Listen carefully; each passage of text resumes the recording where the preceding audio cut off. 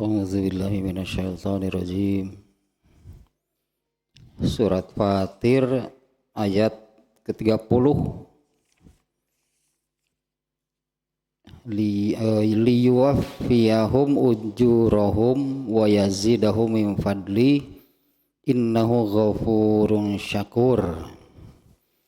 Ini sambungan, secara makna sambungan dari ayat 29 yang menerangkan ada tiga halnya kandungannya, yaitu orang-orang yang membaca dan mengamalkan kitab Allah Al-Quran, dua menegakkan sholat, tiga berinfak dengan sebagian rezekinya, rozaknahum yang kami rezekikan, baik secara sembunyi-sembunyi ataupun secara terang-terangan terbuka.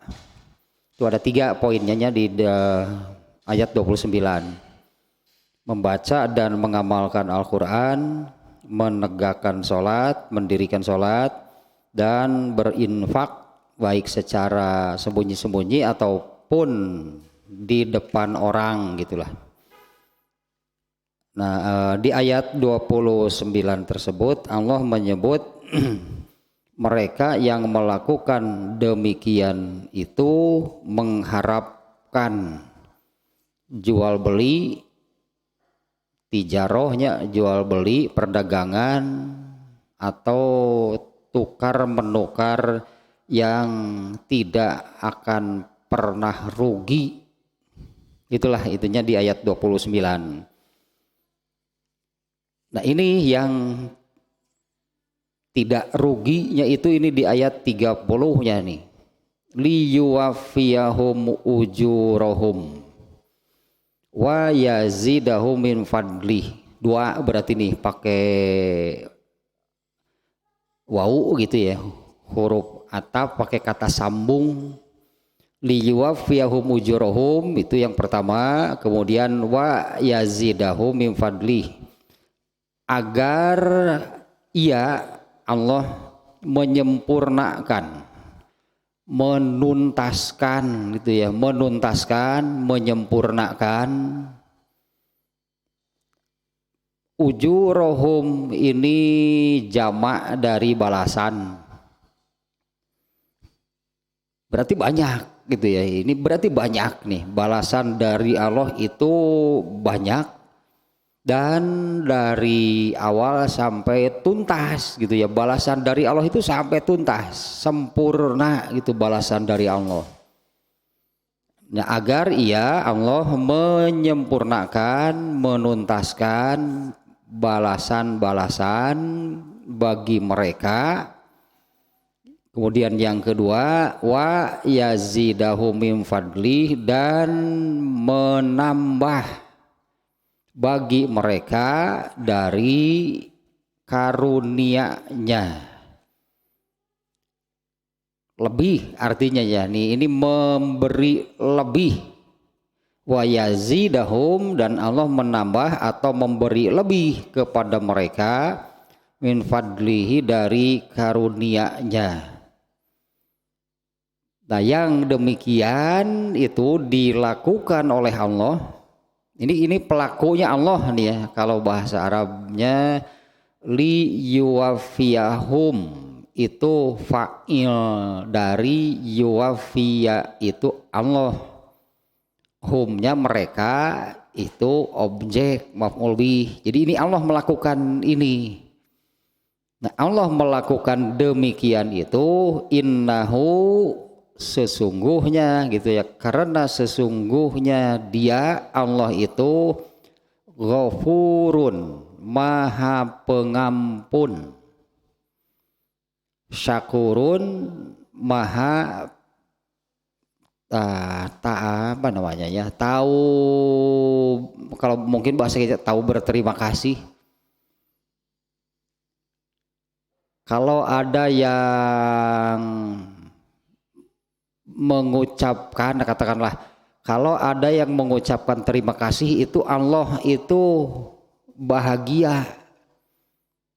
Kalau manusia gitunya kepada Allah bersikap seperti itu, nah oleh Allah itu pasti rasa syukurnya itu diterima dengan senang hati gitulah. Kalau manusia Allah menerima, kalau manusia mensyukuri nikmatnya, nah itu Allah bahagia. Itunya arti syakur. Kalau manusianya gitu bersyukur, kalau Allahnya berarti menerima rasa syukur dari manusia. Itulah ininya nih terjemahnya barusan sekali lagi nih ayat ke-31 ke-30. Agar ia menyempurnakan, menuntaskan bagi mereka ujurahum, balasan-balasan bagi mereka. Yang kedua wa yazidahum min fadlihi, dan menambah lebih, ya menambah lebih dari karunia-Nya. Apa bahasa kitanya karunia lahnya gitu. Allah pemilik nih, Allah pemilik karunia yang kemudian ia berikan gitu karunia-Nya itu kepada manusia. Nah, Allah melakukan demikian itu karena Allah itu maha pengampun, Allah itu maha penerima syukur, kurang lebih seperti itulahnya. Nah ini sambungan ya, secara makna sambungan. Nah Allah menyempurnakan balasan, memberi lebih, ini sambungan dari ayat 29. Yaitu bagi orang-orang yang membaca dan mengamalkan Al-Quran.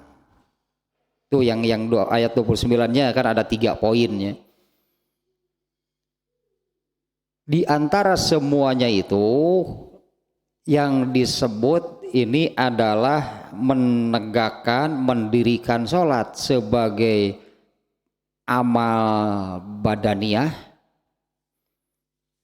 Nah, kalau infak ini amal maliyah. Nah, dengan membaca Al-Quran dan mengamalkannya maka terbagi menjadi 2. Itu ada amal badaniyah, ada amal maliyah. Di antaranya ya, kemarin juga sudah disampaikan ini. Kalau demikian berarti baik jasad, badan ataupun harta itu adalah fasilitas, itu alat untuk beramal, di mana setiap amal itu nanti dikatakan gitu. Setiap amal itu dikatakan di ayat 30 pasti disempurnakan balasannya. Baik untuk amal badaniyah ataupun amal maliyah. Sama berarti kedudukannya sama gitu. Kedudukannya sama nih antara jasad dengan harta. Dua-duanya itu fasilitas gitu, alat untuk beramal. Ini kembali lagi ya ke belakang, karena manusia itu adalah ruhnya. Manusia itu adalah ruhnya, adapun jasadnya itu adalah fasilitas. Harta itu adalah fasilitas. Nah, kalau orang Islam pasti sudah tahu lah gitunya. Kalau orang Islam pasti sudah tahu, hanya sering lupa masalahnya, sering lupa dan lalai gitu. Orang Islam sudah tahu bahwa manusia hidup bukan hanya di dunia, karena orang Islam itu kan ya, orang Islam ya sudah diberi ilmu gitu oleh Allahnya di dalam agama Islam. Manusia itu bukan hanya hidup di dunia, dan yang hidup selanjutnya gitu setelah kehidupan dunia itu kan ruhnya yang melakukan perjalanan ruhnya, karena jasadnya itu dikubur, hancur, hilang, itu jasadnya. Seperti hartanya juga sama. Kalau orang yang meninggal, ketika ada orang yang meninggal, begitu meninggal gitu lah ya. Begitu meninggal maka secara otomatis seluruh harta yang asalnya dalam tanda kutip miliknya sudah bukan pemilik lagi. Begitu meninggal sudah bukan pemilik, otomatis sih kita. Nah jasadnya juga sama, setelah orangnya meninggal itu jasad punya siapa? Sudah bukan miliknya lagi. Makanya baik harta ataupun jasad tidak dibawa. Kenapa? Karena sudah bukan miliknya. Ya kalau kalau hartanya Allah yang kemudian menetapkan, Allah yang membagikan gitu hartanya ini, kemudian oleh Allah dititipkan, sebetulnya kan dititipkan atau diamanatkan kepada siapa oleh Allah, itu Allah yang berhak. Nah kalau hartanya seperti itu, kalau jasadnya Allah juga yang memerintahkan buang. Ya dengan cara dikubur, dibuang hakikatnya. Kenapa? Karena sudah tidak terpakai, karena pemiliknya sudah pergi. Ya, si jasad ini kan pemiliknya sudah pergi. Karena sama nih ya antara harta dan jasad. Ini dari sini nih ya, kalau di ayat 29 ini Allah menyebut yang pertama secara umum membaca dan mengamalkan Al-Quran. Di antara seluruhnya itu yang Allah sebut di sini mendirikan sholat dan infak. Satu itu amal badaniyah, yang satu amal maliyah. Ini sejajar gitu, sama persis. Bahwa harta dan jasad itu adalah fasilitas untuk manusia beramal. Emang manusianya yang mana? Kalau harta mah terasa gitunya, bukan karena tidak menyatu gitu antara manusia dengan hartanya. Tapi kalau manusia dengan jasadnya, padahal sama lah kedudukan harta dan jasad. Satu ibadah badaniyah, satu lagi ibadah maliyah. Ini yang di ujung ayat 29 Allah menyebutnya dengan jual beli, artinya terjadi pertukaran. Dari kita apa? Dari Allah apa? Berarti kan ini terjadi pertukaran kan, yang namanya jual beli. Dari si pembeli uang gitu kan, kalau jual beli itu dari si penjual barang, ya dari si penjual barang, kemudian dari si pembeli uang. Setelah terjadi akad jual beli, maka terjadi perpindahan hak milik. Barang menjadi milik pembeli, uang menjadi milik pedagang. Nah Allah menyebutnya dengan tijaroh gitu ya, hal yang tadi, yang intinya pokoknya membaca dan mengamalkan Al-Quran. Nah orang yang seperti itu, mereka Allah analogikan, Allah ibaratkan dengan berdagang, jual beli gitu ya kan, yang seperti itu yang namanya jual beli itu terjadi pertukaran. Nah dari kitanya apa? Berarti dari kitanya apa? Dari Allahnya apa? Nah ini nanti akan terjadi pertukaran. Kalau dari kitanya ya yang disebut tadi, yaitu membaca dan mengamalkan Al-Quran. Ya, di mana mengamalkan Al-Quran tadinya ada ibadah badaniyah, ada ibadah maliyah. Ini yang dari mana berarti ini masalahnya nih ya, dari mana di masalahnya? Sehingga ini tidak terpenuhi gitu, ini tidak terpenuhi. Kalau tidak terpenuhi itu ibarat kita yang menjual, Allah yang membeli. Nah kita yang menjual nih ya, kita yang menjual, kalau penjual itu kan menawarkan, menyodorkan gitu kan, menawarkan, menyodorkan supaya ada yang membeli.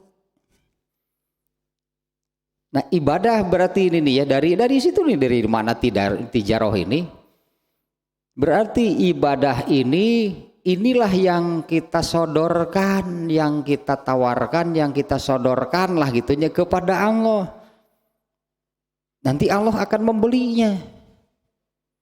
Nah bahkan membelinya itu dengan, ya ini di ayat 30-nya, dengan harga tak terhingga. Dengan harga tinggi, anggaplah gitunya, kalau si penjual itu misalnya menawarkan suatu barang, lalu ada orang yang bukannya menawar ingin harganya lebih rendah, malah mau ditawar bahkan gitulah dengan harga yang tinggi. Nah dengan Allah itu seperti itu. Semua ibadah itu adalah semua ibadahnya, karena tadi kan membaca dan mengamalkan Al-Quran berarti semuanya. Nah ini dari mana gitu masalahnya, kenapa jadi tidak seperti ini? Contohnya karena di ayat 29-nya kan menyebut-nyebut sholat nih ya, wa aqomus sholatnya di ayat 29-nya menyebut-nyebut sholat. Di beberapa tempat ya sekalian survei lah gitu ya, sekalian survei. Di beberapa tempat ini sengaja gitunya, sengaja disebutlah sekalian survei. Sengaja saya bertanya ya ketika ada acara pengajian, saya tanya ke jamaahnya, sholat itu apa?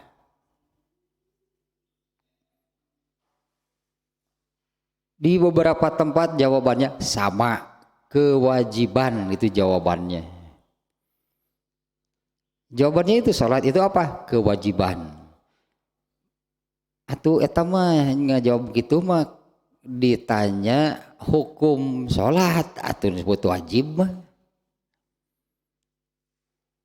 Ya, padahal sholat itu itunya adalah eta barang, dalam tanda kutip itu barang yang kita sodorkan kepada Allah untuk dilihat, dinilai dan dibeli oleh Allah. Kalau dari jawaban yang tadi, yang sholat itu apa? Kewajiban. Ini kesannya seperti anak-anak yang kalau tidak sholat dimarahi orang tuanya. Jadi sholatnya itu karena takut dimarahi. Karena kewajiban itu pun hanya dikaitkan dengan satu hal, yaitu dosa, nggak berpikir pahala. Menjawab kewajiban itu dikaitkannya hanya dengan satu hal, yaitu masalah dosanya. Jadi kewajiban, takut kalau tidak melakukan maka berdosa. Sebelah berarti. Padahal definisi wajib itu dua isinya. Ya, al wajibu itu definisinya ma yusabu fa'iluhu wa yu'aqabu tarikuhu. Ya, sesuatu yang hukumnya wajib itu adalah ma yusabu fa'iluhu, amalan lah gitu di sini kan persisnya ya, amalan yang si pelakunya akan diberi pahala atau jika dikerjakan diberi pahala, wa yu'aqabu tarikuhu, dan akan disiksa apabila ditinggalkan atau tidak dikerjakan.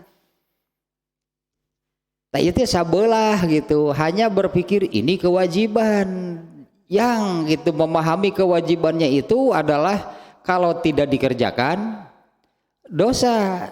Nah tidak berpikir gitu kalau dikerjakan ini akan diberi balasan oleh Allah. Nah balasannya seperti apa? Dengan harga tak terhingga itu bahkan. Ya, tapi dengan catatan juga nih ya dari ayat ini nih. Dari ayat yang menerangkan Qabil dan Habil, kan mereka itu memberikan persembahan kepada Allah atas perintah Allah ya. Keduanya diperintah untuk memberikan persembahan kepada Allah sesuai dengan kasab mereka. Ya, sesuai dengan kasab mereka. Kalau Qabil itu bertani, kalau Habil beternak. Nah, mereka mengerjakan nih ya, mereka mengerjakan perintah Allah, memberikan persembahan itu kepada Allah. Tapi kan ternyata sangat berbeda antara Qabil dan Habil. Kalau Qabil itu berpikir ini, Qabil berpikirnya ini kewajiban, kalau tidak berarti dosa. Qabil itu melaksanakan perintah Allah, tapi berpikirnya seperti barusan, asal sudah dikerjakan berarti sudah terbebas dari kewajiban. Kalau hanya asal sudah dikerjakan berarti terbebas dari kewajiban, di mana kewajiban itu kalau tidak dikerjakan, ya kalau tidak dikerjakan berarti disiksa. Maka kerjakan supaya tidak disiksa. Kalau Habil lebih dari itu. Kalau Habil berpikir bahwa bukan sekedar dikerjakan, tapi karena ini Allah yang meminta, kan Allah meminta persembahan. Karena Allah yang meminta, maka dia harus memberikan yang terbaik bagi Allah. Dengan dasar pemikiran sederhana sebetulnya, bahwa yang memberi rezeki kepada saya ini adalah Allah. Sekarang Allah minta, katakanlah yang memberi saya kambing banyak seperti ini kan Allah. Lalu Allah meminta satu, anggaplah minta kambingnya, mau memberikan yang mana? Kalau Qabil kan bertani ya samalah, dia punya pertanian seperti itu pemberian siapa? Pemberian Allah. Ketika Allah meminta, cimenta engkol na hiji, milih nu buruk. Kalau Habil bukan hanya sekedar, berarti bukan hanya sekedar untuk terbebas dari kewajiban, terbebas dari ancaman dosa dengan sekedar mengerjakan. Habil berpikir bahwa inilah landasannya sederhana gitu ya, cara berpikir Habil. Yang memberikan rezeki, yang memberikan saya kambing sekian banyak itu kan Allah. Lalu Allah meminta gitu dari kambing-kambingnya itu, minta satu, mau ngasih nggak? Mau diberi nggak? Mau memberikan nggak kepada Allah? Kalau Allah memintanya, ternyata akan memberikan kepada Allah bukan sekedar memberikan. Itu yang dilakukan oleh Qabil. Ternyata Allah tetap marah kepada Qabilnya, ternyata Allah tetap marah kepada Qabil. Di ayat itu di surat Al-Maidah ayat 27. Ternyata Allah tetap marah kepada Qabil. Marahnya Allahnya terhadap Qabil itu yaitu Allah tidak mau menerima. Ya, Allah tidak mau menerima persembahannya, ditolak oleh Allah. Padahal sudah dikerjakan. Ya, ini dari dulu berarti ya. Intinya bahwa di sini di ayat tersebut Allah memerintah karena mereka memberikan persembahan ya, Qabil dan Habil memberikan persembahan itu atas perintah Allah, bukan kemauan sendiri, bukan kemauan sendiri, tapi Allah memerintah, mereka mengerjakan.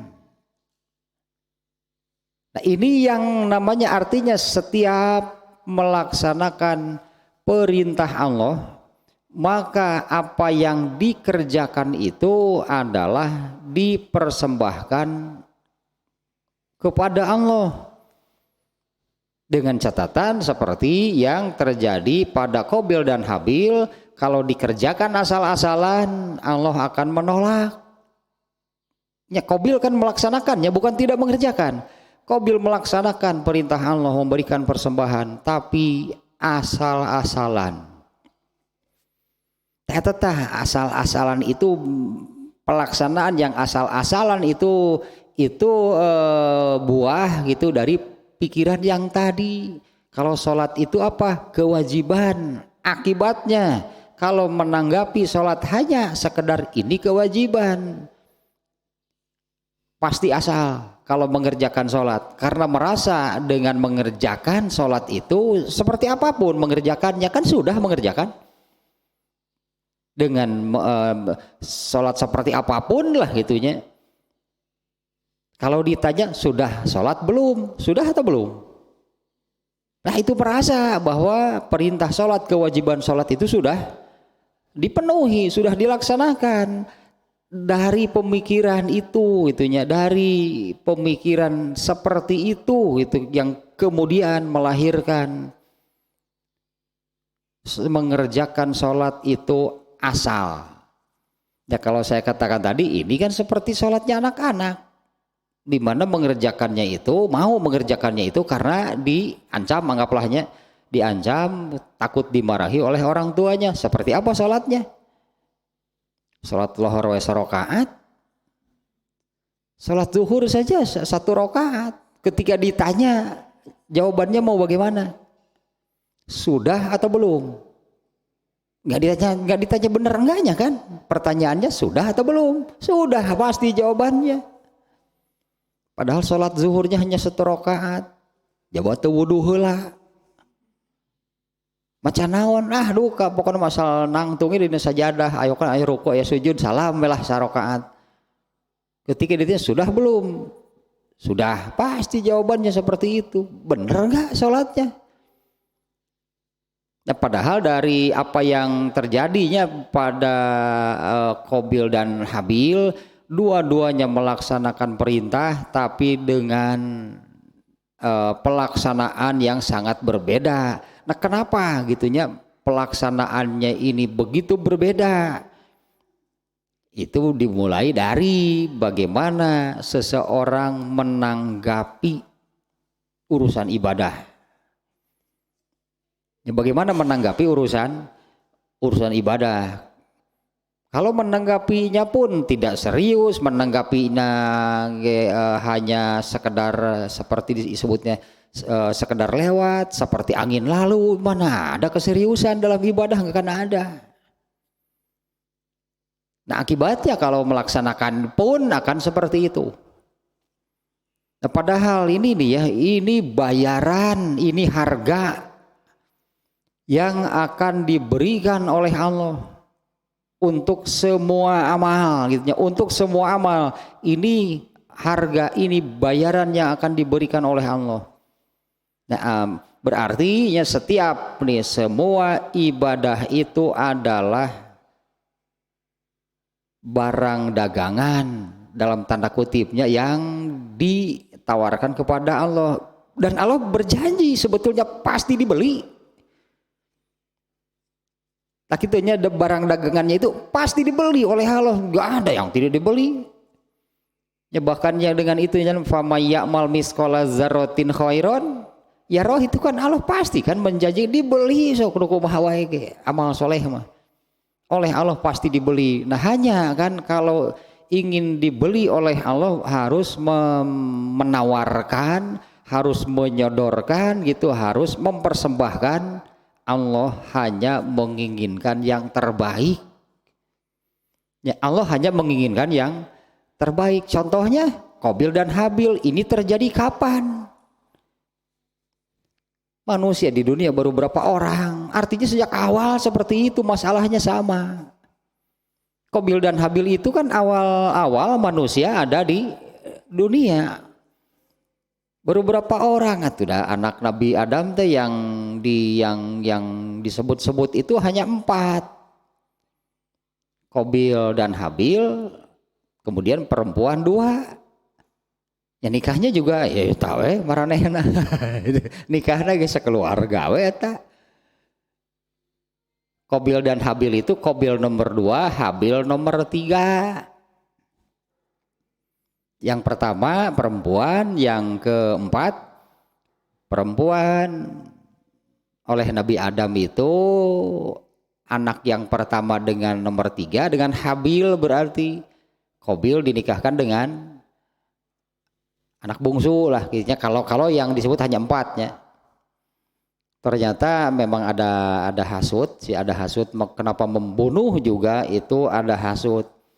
Karena Qabil itu ingin menikahnya dengan yang nomor 1. Saat itu kan belum ada tetangga. Belum ada tetangga ya itu aya gitu menikahnya. Aya tetangga dinosaurus. Aya tetangga dinosaurus. Banyak. Ya kesini lagi nih, ini yuwafiyahum ujurahumnya dengan Allah menyebut di ayat 29 itu dengan sebutan tijaroh, jual beli. Ya, artinya kita menjual, Allah yang membeli. Seperti apa harga yang akan diberikan oleh Allah? Ini liyuwafiyahum ujurahum, dengan harga yang sempurna, wa yazidahum, bahkan gitunya ditambah dengan keutamaannya, karunia-Nya. Nah, ini sebagai harga yang Allah janjikan bagi orang yang beramal soleh intinya.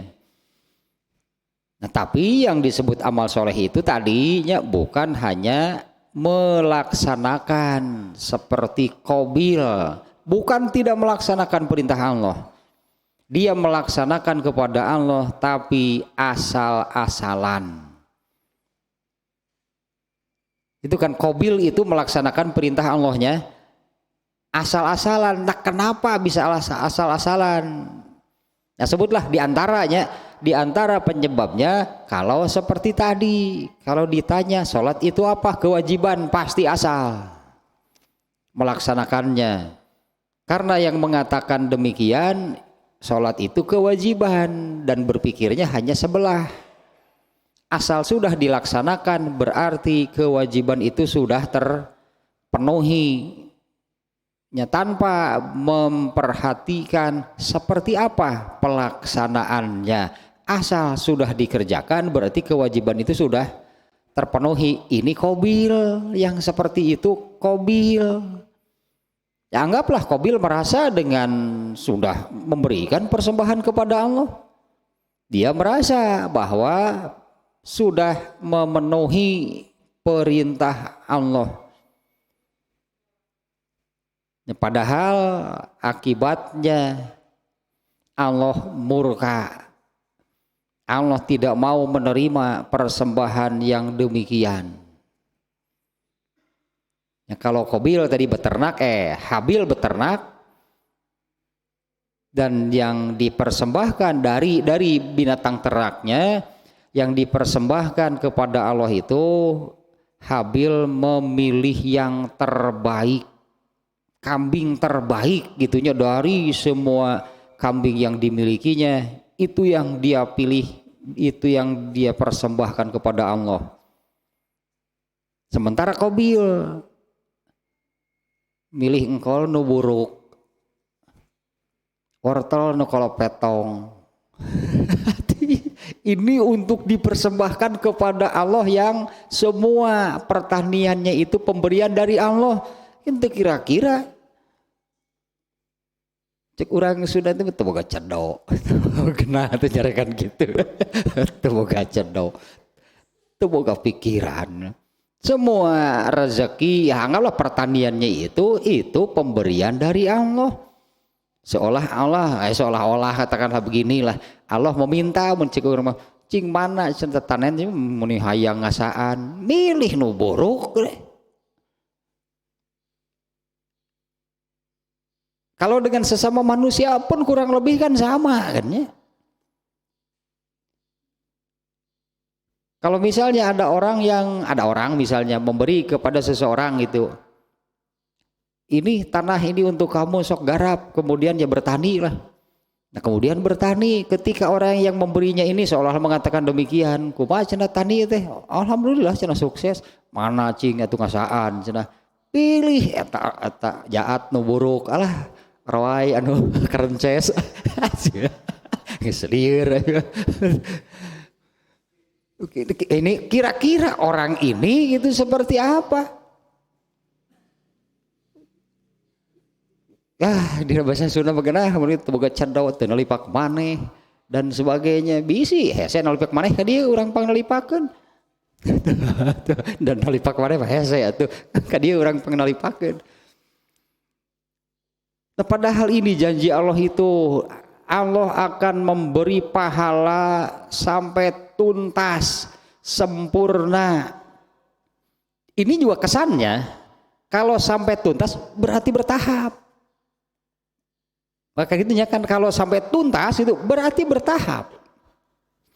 Dan memang benar gitu bertahap. Nah ini sejalan ya katakanlah di dalam surat At-Tin itu nanti teh ayat nanti falahum ajrun ghairu mamnun. Mamnun itu artinya tidak terputus, berarti kan berkesinambungan dan terus mengalir, terus berjalan tanpa terputus. Ya artinya gitu bertahap.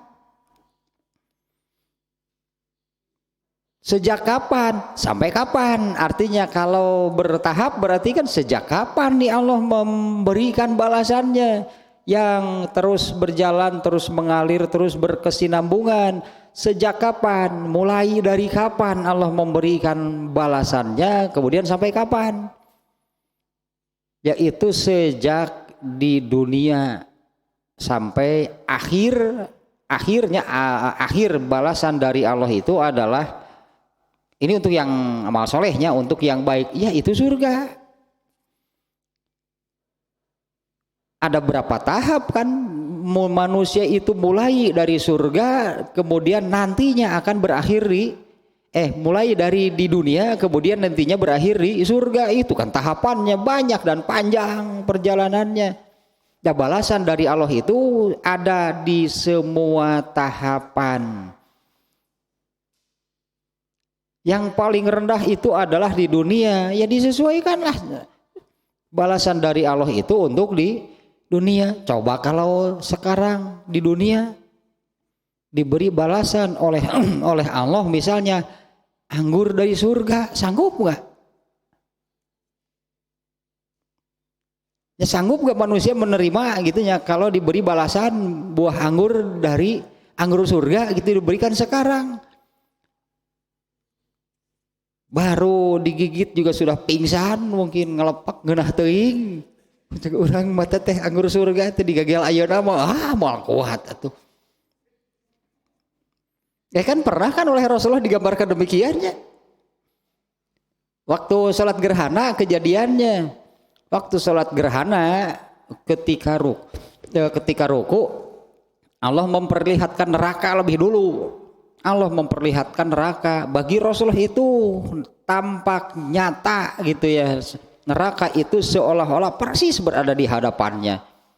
Sampai Rasulullah itu lompat ke belakang, kaget. Ya, karena seolah-olah apinya itu mau membakar wajahnya. Hilanglah itunya penampakan neraka yang ditampakkan oleh Allah. Kemudian Allah menampakkan surga, Rasulullah lompat lagi ke depan. Sama persis surga itu seolah-olah berada di hadapannya, lompat itu sugan weh, blus teh ke surga. Lompat itunya ingin lompat itu ke dalam surga.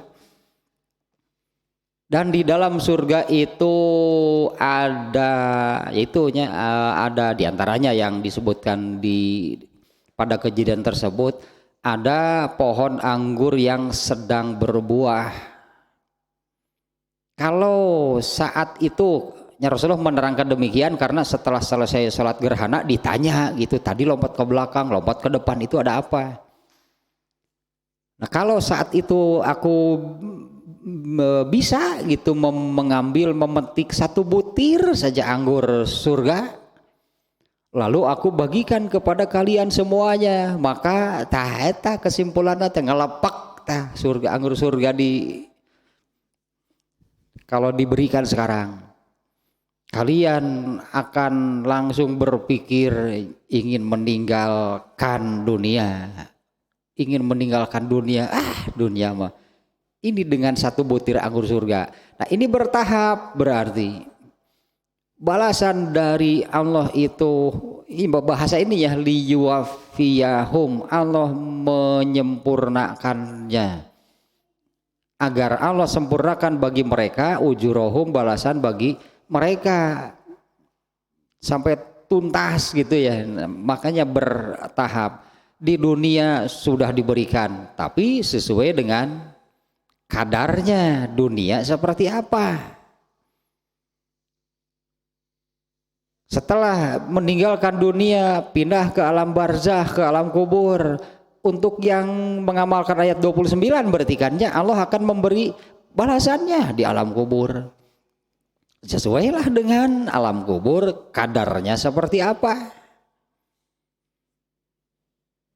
Kemudian pindah lagi tahap keempat, tahap ketiga di mahsyar. Ini sudah akhirat sebetulnya ya. Tapi di mahsyar pun itu sudah ada balasannya. Kalau di mahsyar sudah dekat-dekat ke neraka berarti kalau azabnya. Ini diantara ini nih, diantara hadis yang menerangkan tentang azab bagi orang yang tidak menunaikan zakat, yang tidak mengeluarkan zakatnya. Karena kan di ayat 29 itu kan ada bab maliyahnya ya. Ancaman azab bagi yang tidak menunaikan, tidak mengeluarkan zakat. Itu tergantung dari zakatnya zakat apa. Nah di dalam sebuah hadis riwayat Muslim dan yang lainnya lah. Orang yang beternak unta lalu dia tidak mengeluarkan zakat peternakan, maka ini ketika di mahsyar nanti akan digigit dan diinjak-injak oleh unta dengan jumlah yang entah berapa, dari unta yang paling besar sampai unta yang paling kecil. Kalau yang tidak zakat peternakannya, beternaknya sapi, maka akan ditanduk, itulah ada sapi masuk ngagadil. Hari unta apa henteu tadi teh matak digegelan ku unta mah. Hari ku sapi mah ditanduk-tanduk gitulahnya, ditubruk gitu, diinjak-injak gitu oleh sapi yang terbesar sampai yang terkecil. Kemudian yang beternak kambing juga sama, ya nanti akan ditubruk kambing di di alam mahsyar, ditubruk domba nih. Akan terus itu entah berapa lama sampai akhirnya dia terbebas gitu ya dari digigit unta, ditanduk gitu, diseruduk kambing, sapi. Dia terbebas dari hal tersebut karena menemukan jalan, tapi itu jalannya pun entah ke surga atau ke neraka. Nah kalau yang terkait dengan zakat simpanan, zakat malnya atau zakat simpanan, itu di hadis tersebut azabnya itu akan disetrika dengan setrika yang dipanaskan di neraka, dipanaskannya. Karena ini masih di mahsyarnya, belum ke neraka. Setrikanya dipanaskannya itu di mahsyar, di dalam neraka. Ditempelkanlah ke punggungnya hingga kalau panasnya sudah menurun, panaskan lagi di neraka, kemudian tempelkan lagi. Karena kan di mahsyarnya juga lama kan. Di mahsyar itu bukan sehari 2 hari hitungan waktu dunia. 1 hari di mahsyar itu 50.000 tahun waktu dunia. Nah, bagi yang mendapatkan kenikmatan ya juga ada nih ya. Bagi yang mendapatkan kenikmatan di mahsyar itu diantaranya kan diberi naungan oleh Allah. Karena matahari ketika di mahsyar itu jaraknya hanya sekitar 1 mil. 1 mil itu dia ke mana?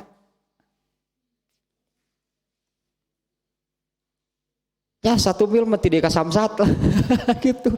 Tidak ke samsat matahari itu didinya. Belum lagi panasnya berapa kali lipat dari panas matahari sekarang.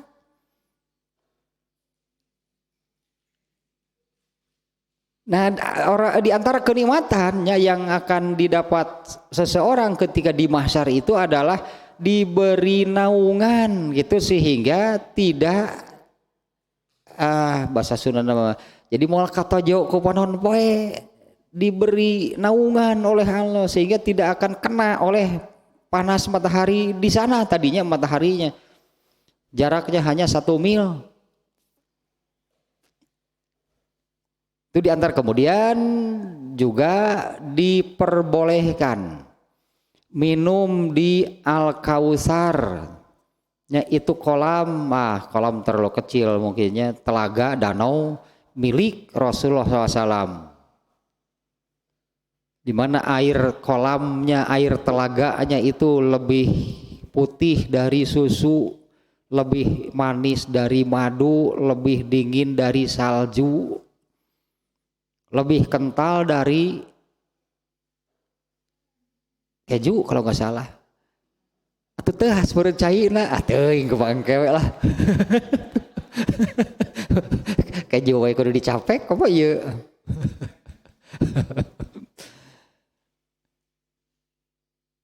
Nah, siapapun yang minum air tersebut 1 teguk saja maka tidak akan haus sampai kapanpun. Nah, itu diantara kenikmatan di mahsyar. Ini liyuwafiyahum hingga tuntas bertahap. Sesuainya dengan di surat Atin tadinya. Ini kan menerangkan orang yang beriman dan beramal soleh. Ini di surat Atin. Innalazina amanu wa amilus solihati falahum ajrun, balasan pahala goiru mamnun yang tidak terputusnya. Artinya gitu, terus bersambung pahala balasan dari Allah itu sejak di dunia hingga terakhir di surga. Nah, tentu balasannya dari Allah itu tadinya disesuaikan dengan kadar kehidupannya masing-masing. Bisi kan Rasulullah sudah menggambarkan kalau kalian bisa merasakan anggur surga itu sekarang, saletak begitu tak anggur surga. Ya gitu kesimpulannya, ingin segera meninggal. Kenapa? Apa yang enak di dunia kalau begitu? Ya setelah merasakan anggur surga gitu, terus yang enak di dunia apa? Nggak akan ada. Jadi sesuaikanlah gitunya di dunia, disesuaikan kadarnya untuk dunia, di alam kubur, di mahsyar, terakhir di surga itu puncaknya. Nah ini yang wayazidahum min fadlih, di surga itu puncaknya. Nah digambarkan seperti inilahnya, ini kadarnya, berarti ini hadis ini bisa nih menggambarkannya kadar gitu kenikmatan. Ini tentang hadis yang menerangkan tentang rahmat Allah. Allah itu memiliki 100 butir, anggaplah gitunya 100 butir, 100 buah rahmat. Dari yang 100 itu Allah ambil dan Allah gunakan satunya yang Allah ambil dan Allah gunakan. Maksud digunakan di sini adalah Allah bagikan kepada semua makhluk yang diciptakannya. Semua yang diciptakan oleh Allah itu kebagian berarti. Dan rahmatnya itu bukan hanya pada waktu menciptakan, tapi terus Allah berikan sejak Allah menciptakan sampai hari kiamat. Ya rahmat Allah itu Allah berikan nih kepada makhluk-makhluknya. Sejak dulu Allah menciptakan tahun sabaraha teh? Alah, entahlah sudah berapa juta, berapa miliar tahun. Ya, tapi kita untuk melihat ini satu nih ya, satu buah rahmat Allah ini Allah bagikan kepada seluruh makhluknya sejak dulu mulai menciptakan sampai hari kiamat dan tidak habis. Tah satunya rahmat Allah itu seperti itu banyaknya. Ya satunya rahmat Allah itu seperti itu. Allah berikan kepada semua yang Ia ciptakan dari awal penciptaan sampai hari kiamat. Yang satu rahmat itu tidak habis. Jadi belum perlu gitu Allah mengambil rahmat yang keduanya karena rahmat yang pertama ini sudah habis. Ternyata sampai hari kiamat nanti rahmat Allah yang satu itu tidak habis. Allah bagikan, Allah berikan kepada seluruh ciptaannya. Ciptaan Allah ada berapa banyak, berapa macam? Ya macamnya, jumlahnya gitu kan, entahlah ada berapa macam, entahlah jumlahnya berapa. Di jumlah misalnya kalau manusia seluruhnya sampai hari kiamat ada berapa? Kuda ada berapa? Bilatung paling banyak sih bilatung. Raceleng. Semuanya kebagian rahmat Allah kan. Allah bagikan, Allah berikan kepada seluruh ciptaannya. Dari awal penciptaan sampai akhir ya, dari ragamnya, dari jumlahnya. Manusia kan sudah tidak bisa menghitung. Tapi rahmat Allah yang satu ini tidak habis. Yang 99 akan Allah berikan seluruhnya. Di mana yang 99 ini kan satuan-satuannya sama dengan yang satu tadi. Seperti itu banyaknya rahmat Allah teh hiji nage. Yang 99 ini hanya akan Allah berikan atau nanti Allah berikan seluruhnya, bukan satu, bukan dua, 99. Allah berikan hanya bagi penghuni surga. Nah sekarang kita lihat penghuni surga itu jenisnya berapa? Dua penghuni surga mah, manusia dan jin. Penerimanya hanya dua jenis, jumlahnya sangat sedikit. Ya, jumlahnya sangat sedikit di antara manusia dan jin saja. Jumlah yang masuk surga itu perbandingannya sangat jauh dengan yang masuk neraka. Penerimanya sedikit, jumlahnya hanya dua jenisnya, manusia dan jin. Jumlahnya sedikit, tapi rahmatnya padahal mah atau saparapat lah tina rahmat nu hiji teh otage wah sudah seperti apa. Ya, andai rahmat yang satu ini oleh Allah itu hanya seperempatnya saja diberikan karena kan jumlahnya sedikit, jumlah penerimanya sedikit, kemudian jenisnya juga hanya dua, manusia dan jin, seperempatnya juga sudah terlalu banyak sebetulnya. Ya, kalau sekarang andai ini rahmat yang Allah berikan kepada seluruh makhluknya ini dari awal penciptaan sampai hari kiamat, coba kalau semuanya itu untuk seluruh manusia, nikmatnya di dunia seperti apa? Ya kalau rahmat yang satu ini hanya gitu untuk manusia. Taitanu wa yazidahum min fadlihi, dan Allah menambah karunia-Nya. Dan karunia terbesar itu adalah Allah memasukkan seseorang ke dalam surga. Dan masuk ke dalam surga itu karena rahmat Allah. Seseorang masuk ke surga itu karena rahmat Allah, karena dimasukkan oleh Allah ke dalam surga. Karena rahmat Allah itu maksudnya karena disayangi oleh Allah. Pemberian terbesar artinya kalau Allah sudah menyayangi seseorang, Allah akan memasukkannya ke dalam surga. Nah, seperti apa surga?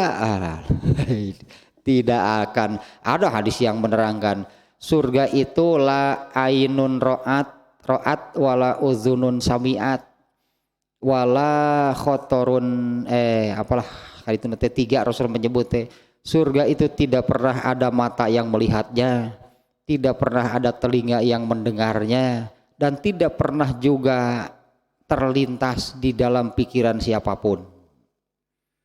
Artinya tidak akan tergambar lah hanya kemampuan manusia untuk membayangkan surga seperti apa. Hiji banding 99 rekumaha atuh.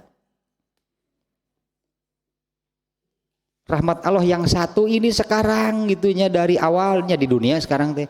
Dari awal penciptaan sampai hari kiamat baru satu yang dipakai oleh Allah, itu pun tidak akan habis.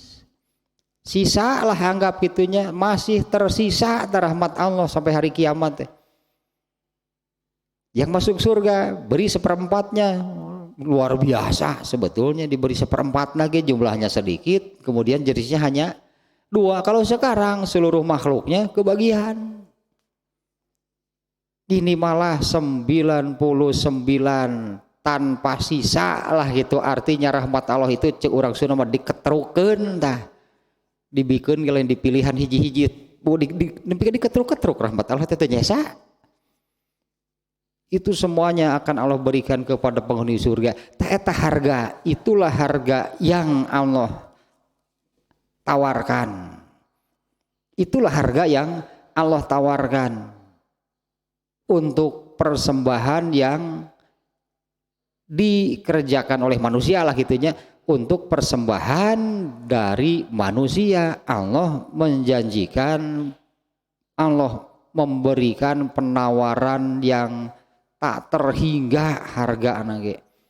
Kenapa manusianya masih, itulah artinya kenapa manusia itu masih tidak mau itu melakukan, padahal kalau mau melakukan Allah menjanjikan penawaran yang sangat mau rugi gitu, sebetulnya nggak akan rugi itu berdagang dengan Allah mah, karena harga yang ditawarkan oleh Allah itu sangat tinggi. Kenapa manusia malah tidak mau melakukan? Ada yang mau melakukan seperti Qabil tadi, asal-asalan. Ya padahal kan kalau didefinisikan seperti tadinya yang namanya wajib kalau dikerjakan diberi pahala. Ini dibayar oleh Allah dengan harga yang tinggi. Kalau tidak dikerjakan disiksa. Malah ada yang tidak mengerjakan. Ada yang mengerjakan juga asal-asalan. Nah padahal nih satu hal nih ya. Unsur ikhlas. Ya, unsur ikhlas itunya. Salah satu unsur ikhlas itu adalah ar-roja, berharap. Ketika mengerjakan suatu amal itunya di dalamnya itu harus terkandung berharap. Berharap apa? Berharap ini berarti ketika mengerjakannya itu ya berharap mendapatkan. Ya berharap mendapatkan itu harga pembelian gitulahnya, berharap mendapatkan pembelian yang Allah janjikan, pasti akan memberikan yang terbaik.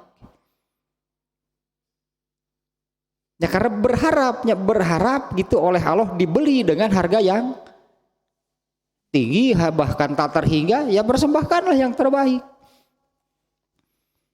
Eta kehilangan unsur itu gitunya, kehilangan unsur ar-roja, berharap. Yang ada itu hanya unsur khauf disebutnya. Yang ada itu hanya unsur khauf, yaitu takut disiksa kalau tidak mengerjakan. Seolah-olah atau memang nggak ada mungkinnya. Tidak ada harapan akan mendapatkan sesuatu yang tak terhingga dari Allah, itu nggak ada. Hanya unsur takut kalau tidak mengerjakan, takut disiksa. Itu yang mengakibatkan ketika mengerjakan itu asal mengerjakan kan sudah. Ya, asal mengerjakan berarti kan merasa bahwa keharusan gitu, yang keharusannya itu sudah dipenuhi. Tata unsur ar-rojanya berarti tidak ada, seperti yang tidak mengharapkan apa-apa, seperti yang tidak mengharapkan gitunya pembelian dari Allah dengan harga yang tak terhingga. Ini juga memang karena kalau di Indonesia nih ya, kalau di Indonesia gitu ikhlas itu kan ada di kamus bahasa Indonesia. Kemudian ikhlas itu adalah menolong tanpa pamrih, artinya tidak boleh mengharap apa-apa, asal-asalan teh akibatnya teh nu kitu teh. Itu diantaranya mungkin juga penyebab jadi antaranya karena kalau ibadah itu harus ikhlas, kalau beramal itu harus ikhlas, kalau menolong itu harus ikhlas, misalnya benar, tapi ikhlas itu apa? Salah satu unsur ikhlas itu adalah yang ini, berharap kepada Allah, berharap dengan apa yang ya Allah janjikan. Hilang unsur itu, yang tersisa hanya unsur takutnya. Nah, dengan hanya karena takut saja, itu yang memunculkan ketika mengerjakannya itu asal-asalan. Kan dengan pemikiran kan sudah dikerjakan, terus apa lagi gitu kan. Ya terus bagaimana, kan sudah dikerjakan. Nah, padahal di sini tentu dengan harga yang tinggi itu kualitas barangnya pun harus yang terbaiknya, bahkan dengan harga yang sangat tinggi, dengan harga yang tak terhingga. Berarti kan kualitas barangnya pun harus yang terbaik. Masa barang KW 70, barangnya barang gitu KW 70 ingin diberi dengan harga kualitas barang kualitas super, kan ngebodor sih orang teh ieu. Ya barangnya barang KW tapi ingin gitu dibeli dengan barang yang sama, anggaplah dengan barang yang sama dengan kualitas yang super, kan nggak bisa, nggak berlaku. Nah itu tanya ayat ke-30 nih ya. Ini nih makna liyuwafiyahum, te Allah menuntaskan. Ini menunjukkan bahwa balasan dari Allah itu berkesinambungan gitunya, terus mengalir, terus laju hingga akhirnya Allah menuntaskannya, Allah menyempurnakannya balasannya, yaitu yang tadinya dengan 99 rahmat yang Allah berikan seluruhnya bagi penghuni surga. Tata terintah wa yazidahum min fadlihi, lebih dari apa yang bisa dibayangkan oleh manusia. Nah Allah demikian, innahu ghafurun syakur, karena Allah itu taeta gitu, syakur teh membeli dengan harga yang mahal teh karena Allah itu syakur. Nah karena Allah itu dari tanya syakur teh, saya bahasa orang nanya. Kalau kitanya berterima kasih, kalau yang dapat terima kasihnya disebutnya apa? Yang menerima gitunya dengan terbuka, dengan senang hati. Kalau ada orang yang mengucapkan terima kasih, nah atau penerima kasih gitu Kalau yang ininya berterima kasih gitu, si A berterima kasih kepada si B. Nah si B-nya gitunya mau menerima, beda jeung aki-aki anu dijongklokeun tina kapal, cicing-cicing jeung nuhun-nuhun. Tidak mau, padahal ada orang yang mengatakan berterima kasih gitu, nuhun aki cenah mun teh aki mangsa paeh tati lelep, cicing-cicing sia nuhun-nuhun. Saat dari jentrungkeun pasukan tewanian. Itu dia tuh. Ini kan menolak, artinya kan ketika ada orang yang berterima kasih itu ada yang seperti itu sikapnya menolak. Nah kalau Allah enggak, kalau ada yang bersyukur, Allah dengan senang hati itu menerima. Nah tadinya Allah bahagia, Allah menerima apabila ada yang bersyukur. Nah inilah pemberian dari Allah.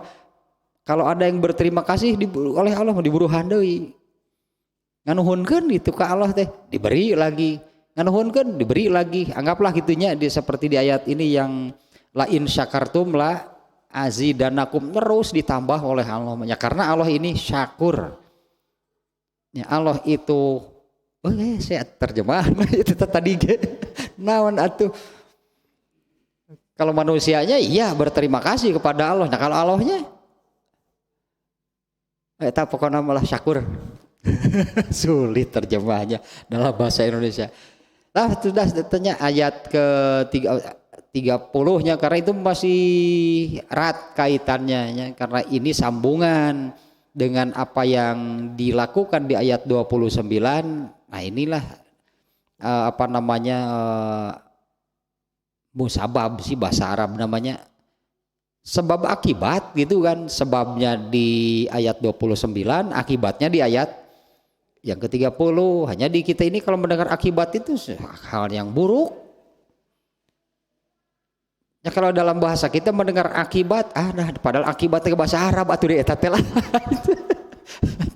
Akibatnya lanjutan. Ya akibatnya lanjutan setelah ini apa gitu kan. Setelah A, B, setelah B, C. Akibat disebutnya teh lanjutan dari sesuatu. Bahasa Arab deui wae akibat. Akibat yang berikutnya gitu apa? Tapi kalau dalam bahasa Indonesia kalau mendengar akibat teh jelek, kesannya teh hanya untuk yang jelek gitu. Padahal mah sebab akibat. Kalau sebabnya baik, tentu akibatnya juga baik.